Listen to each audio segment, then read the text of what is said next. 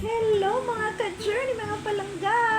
Ang pag-usapan natin ngayon ay ang siyam na bagay na tanging mga matalinong nasa hustong gulang lamang ang makapagsasabi sa iyo nito.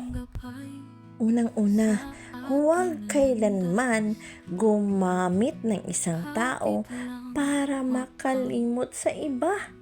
Pangalawa, huwag bumalik sa mas mababa lang dahil hindi ka na makapaghintay para sa mas mabuti. Pangatlo, ang tunay na galing ay ang manatiling pribado, maging simple at huwag magsabi kanino man tungkol sa iyong buhay. Pang-apat, upang makaakit ng tama para sa iyo, kailangan mo nang bitawan ang mga bagay na hindi para sa iyo.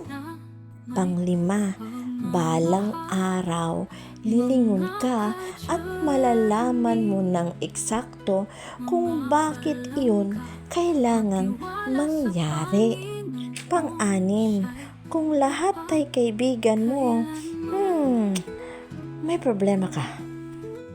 Pang-pito, hindi mo mapagkakatiwalaan ang kahit sino pagdating sa personal na impormasyon tungkol sa iyo.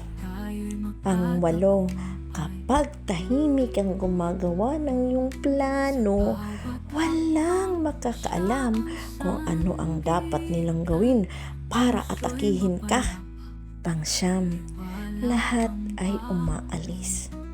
Matuto kang maging mag-isa nang hindi nakakaramdam ng kalungkutan. Mga ka-journey, mga palangga, kung siyam lang ang nakasulat doon, may pang-sampu pa. Ito ay mamili ka, maging abala sa buhay upang mabuhay o maging abala sa unti-unting pagkamatay. Mga ka-journey, mga palangga, to God be all the glory. Bye!